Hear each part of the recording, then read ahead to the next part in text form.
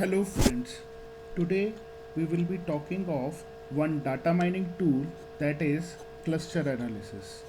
The difference between cluster analysis and factor analysis is that in factor analysis we are going to group up the statements which are highly correlated. But in the case of cluster analysis, what we are doing is that we will be grouping the respondents, like in psychology there is a concept of group thinking. The people of a same kind, they will be thinking it in a same way. And as a marketer, you always look for identifying the new segments, and one of your bases is that the people in a particular segment should able to think in a like way. So let us start with the basics of cluster analysis. Then I will be taking an example in SPSS about the how to perform cluster analysis. Okay, if you see the slide, cluster analysis is a technique to classify the cases into groups that are relatively homogeneous within themselves and heterogeneous between each other. Like in SPSS software, cases are known as the respondents, and variables are the statements that you are going to consider. So in cluster analysis, what we are doing is we will be grouping the like kind of people, and we are able to, which are homogeneous in their own kind, and it will be heterogeneous with the others, and it is a data mining technique. So let me come up to the next slide. These are the prime main applications of cluster analysis in marketing. Like if you, as a marketer, always you are in hunt of identifying a new segment, and once a new segment is being identified, later you will be doing certain financial analysis that whether a particular segment is viable or not. So you will be looking, grouping the things, and then you are going to look for that a particular segment is a profitable or not. But cluster analysis is going to give you a basis of identifying a new segment. Similarly, if you want to identify a unique set of buying habits among the people, you can apply cluster analysis over there. Similarly, you can look for new product opportunities. You can look for the markets which are unexplored, and you can offer product and services accordingly. And similarly, the last application is that just like factor analysis, cluster analysis is a data reduction technique.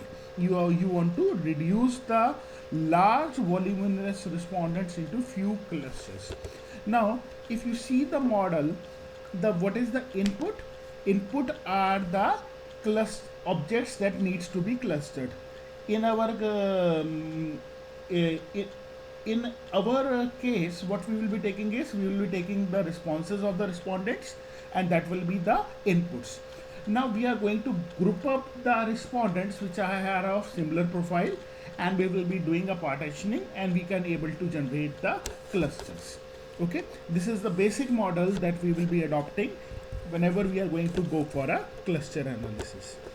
The next thing is, what is the criteria of clustering?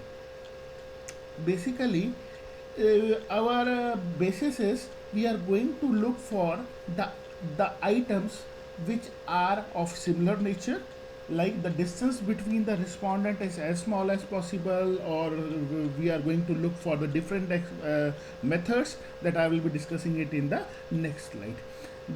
On the basis of distance, you are going to group up the respondents or the objects that need to be clustered, and once the clusters are identified, you can do further analysis on those clusters in terms of targeting it or positioning it, or whether that segment is profitable or not. You will be looking at it in those terms. So how the items are to be clustered? We are going to look for the basic formula of coordinate geometry. If there is a point x1 and x2, if you have to calculate the distance between x1 and x2, it is the square root of x1 and x2 plus y1 minus y2 and its square root. So There are different method of calculating the distance between the objects. The first method is Euclidean distance. The second one is if you take the square of the same formula that I have discussed in the Euclidean distance, then you can able to obtain squared Euclidean distance.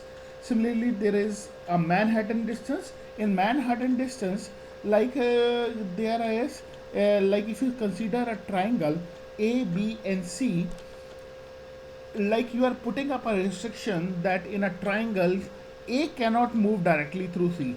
So what is the viable route? A can move to B and B will move to C.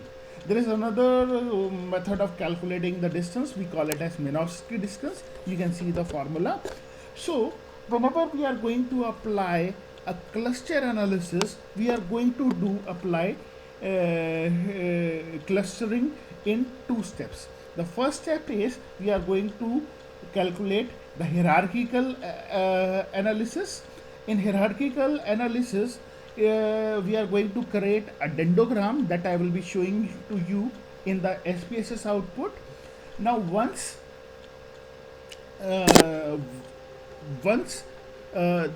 we have a rough idea that how many clusters can be created, the next step is we are going to go for the non-hierarchical or k-means clustering, which is going to give us the maximum how many clusters can be created from a given data sets. Okay, that thing we will be doing it in SPSS. So how we are going to apply cluster analysis? We start with the formulation of the problem, select the distance measure, select the clustering procedure, decide on the number of clusters, interpret and profile clusters, and assess the validity of the clusters. So we are going to apply each and every step in cluster analysis, and we will be applying it through SPSS software.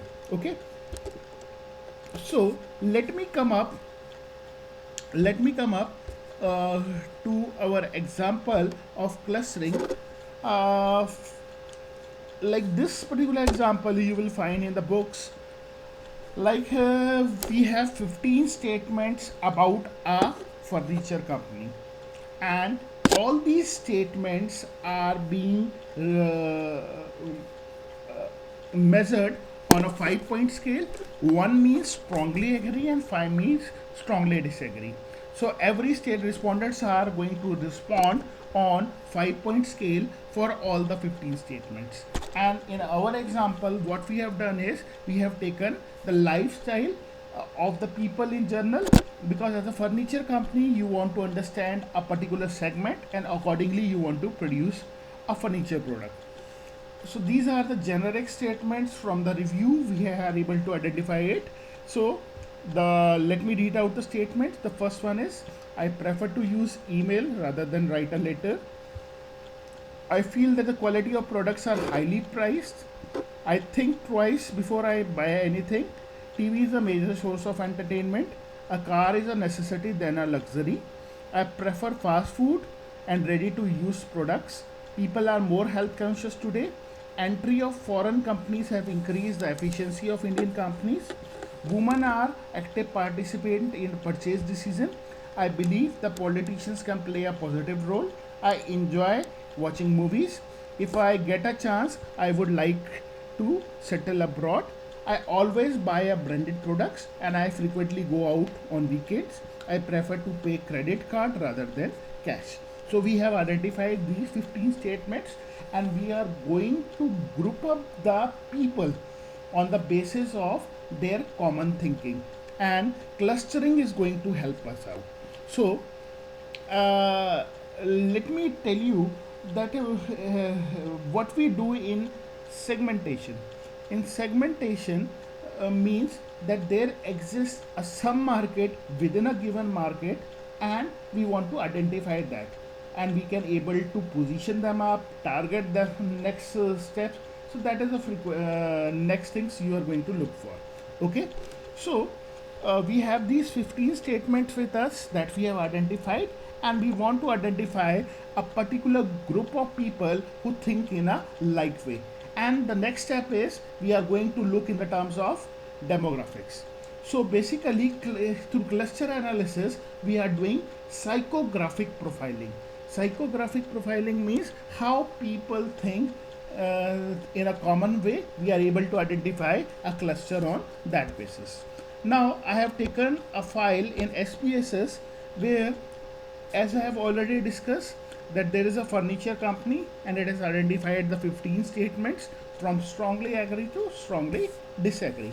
Okay, so all the are being rated on a 5-point scale and we have a data of 20 respondents.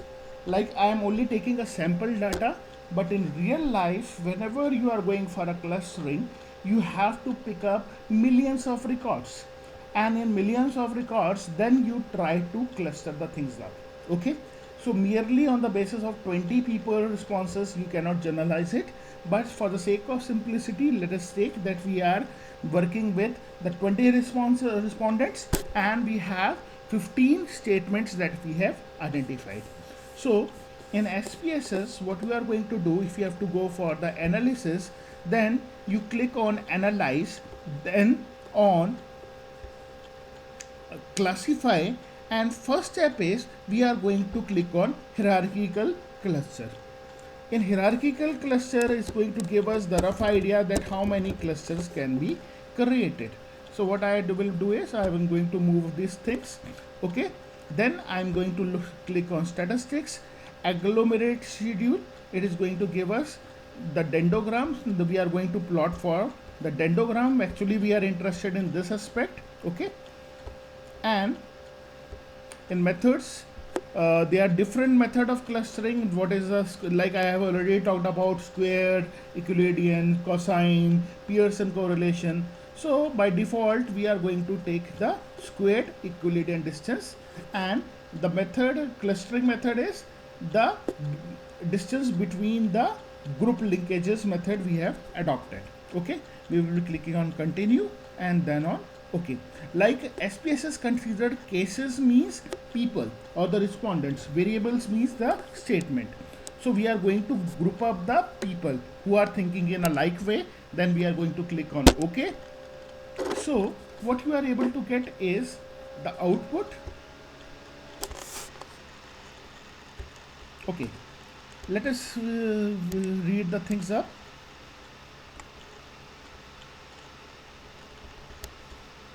We are actually interested in one thing, that is dendrogram. If you think it is similar to the family tree, your father's grandfather, grandfather's grandfather, and so initially in cluster analysis, the number of clusters will be the equal to the number of respondents, and other extreme, all the respondent is going to form up a one cluster. If you see it in a dendrogram, at one extreme all the respondents is a single cluster, and at the second extreme all the clusters, all the respondent is an individual cluster. So this is a distance we are going to look for. At a particular level of distance, how many clusters can be formulated. At 25 you will find, or there is a single cluster. If you move to a distance of 20, how many clusters can be formulated? This is one cluster, this is two clusters, three cluster, and four cluster. If you move to 15, you will find this is one cluster, this is the second cluster, this is the third cluster, fourth cluster, fifth cluster, sixth cluster, and seventh cluster. So you have to see at a reasonable level of distance how many clusters can be looked. So what I feel is, if at 20 you will find there can be a possibility of four cluster, 1, 2, 1, 2, 3, and 4. If you move towards 0, ultimately the outcome, the number of respondents will become equal to the number of clusters. So at an average distance, you can so dendrograms gives you a subjective idea. We are not 100% sure that how many clusters can be created, but at an average level of distance we can think of, or it is visible on the screen, that the 3 clusters can be created, 4 clusters can be created, and 5 clusters can also be created at a different level of distance. So we will be trying at different level of distances that how many clusters can be created. That will come from step number 2. So initially we will try to 4 clusters. At a distance 20, we will find there are 4 clusters, and we are going to look for the same thing. So we click on analysis, we click on classify, and then we click on k-means clustering. And this time by default it is going to take 2 clusters, because by default at least 2 groups should be created. So in our example we are going to take initially we are going to try for the 4 clusters.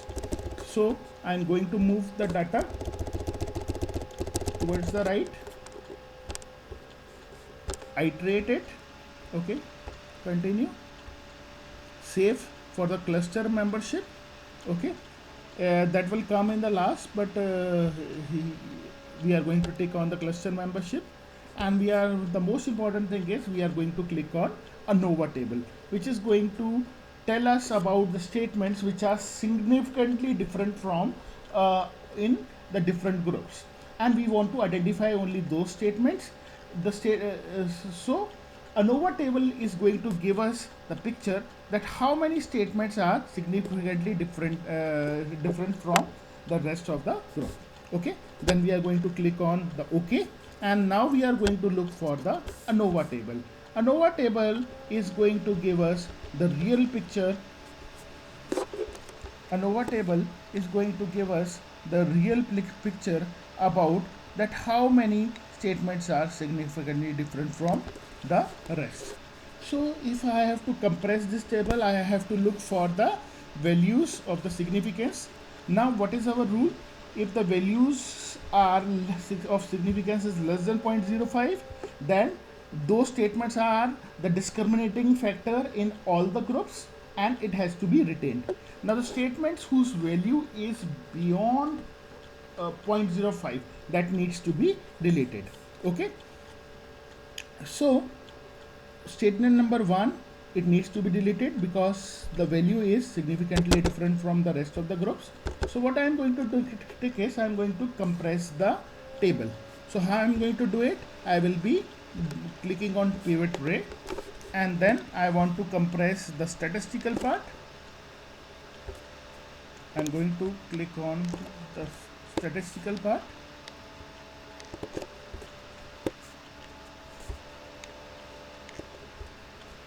Because it is going to create a labels.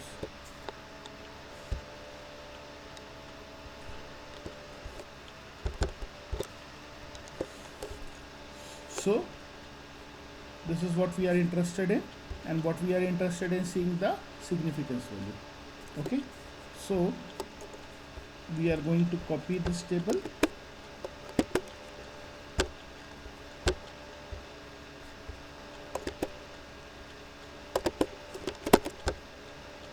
copy, and now we will be taking this table to our Excel.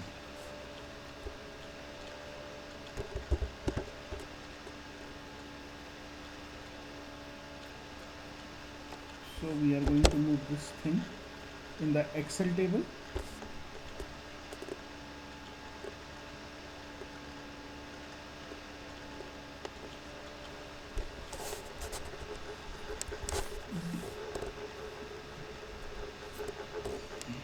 Okay, so let me start with the new file. Click on new. I have created a new worksheet, and now whatever table that was there, I have copied it over here. Okay, in the same way I will be copying the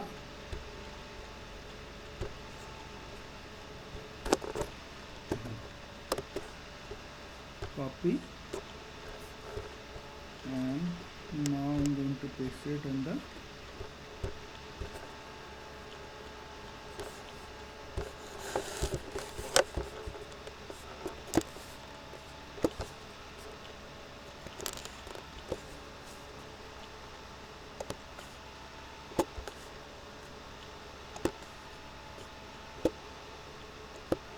this is also our values. Now I'm going to look for the values.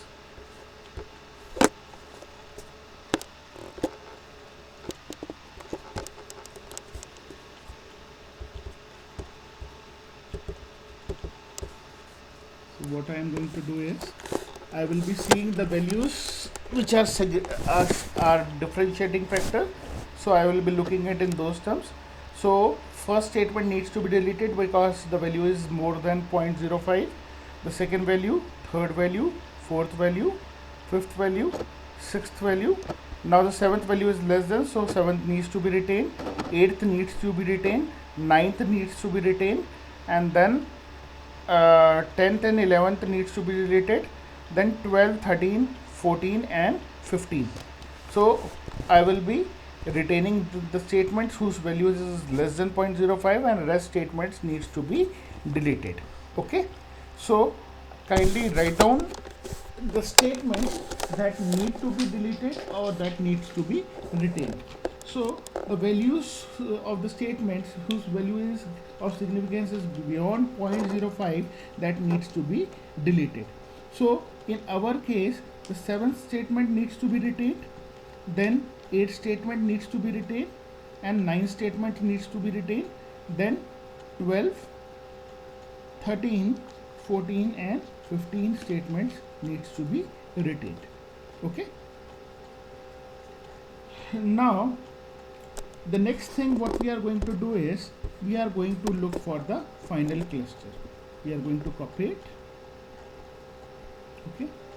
And then what we are going to do is we are going to paste it in the new sheet. Okay. The same thing, the final cluster table that was created through k-means clustering. This is the statement that is there. So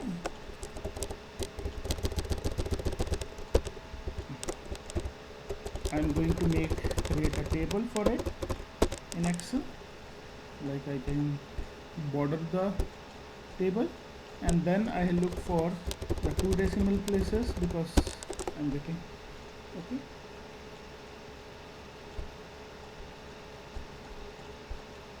So I have retained it to the 2 decimal places. And what does it mean? Strongly agree means 1 in our case, and strongly disagreement means 5. Okay. Now we try to understand the cluster. If you see the first statement, okay, which statements needs to be deleted? 7.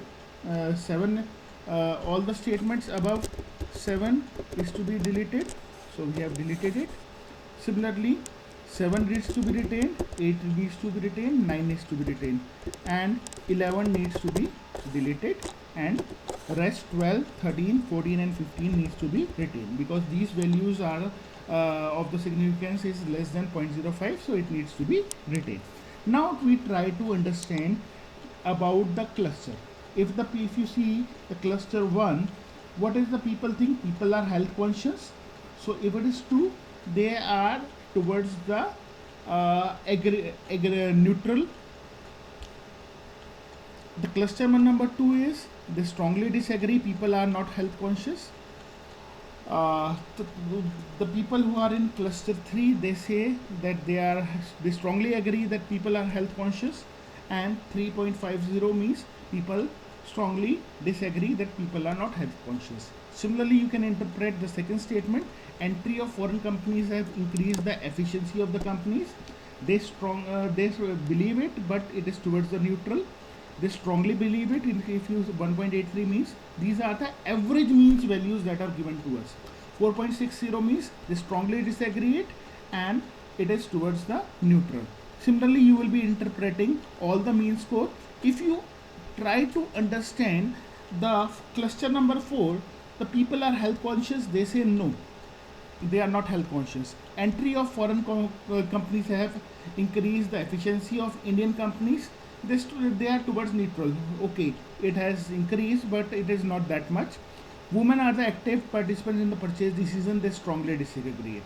I believe that politicians play a very positive role. They strongly disagree it. If I got the chance to settle abroad, they are not interested in settling abroad. I always buy branded products. No, they don't prefer products. I frequently go out on weekends. They don't prefer to go out on weekends. I prefer to pay by credit cards. They don't prefer it.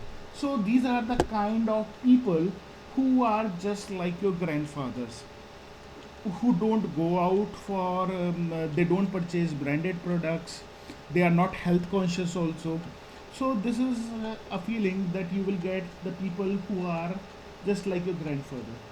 Okay, they don't like to pay through credit cards. They don't go for outing. Okay, so so I, the purpose is, if you look to the characteristic feature of all the groups, it can formulate a one cluster. So so basically our purpose is we can able to identify different clusters. So four clusters are being created. Okay, how will you decide that how many clusters can be created? Because if you see the dendrogram, we can create 3 clusters, 4 clusters, 5 clusters, 6 clusters. Now whichever we are going to run to the same analysis again, but whichever analysis is going to give us the maximum number of statements that are discriminating, like in our case, how many statements are discriminating factor? 1, 2, 3, 4, 5, 6, 7 and 8. Similarly, you will try for 3 clusters, and similarly you will try for 5 clusters, 6 clusters, and whichever level you are going to create get the maximum number of statements, that the thing has to be retained. Okay, and one important thing that you have to look for is number of cases in each cluster should be comparable. Like if I say there is one cluster which has say 17 statements and 3 respondents in it. So in cluster number 1, 5 respondents are there. In cluster number 2, 6 respondents. Third cluster is 5 respondents, and cluster number 4, 4 respondents. So total comes out to be 20. So if they are not comparable, then it is going to create a problem. Say I was giving you an example, out of 17, one cluster of 17 and second cluster of 3. So in that case, what you will be saying is 17 can further be divided into other clusters. I hope the session was fruitful for you, and kindly free to post the questions on the Google Classroom. Thank you, friends.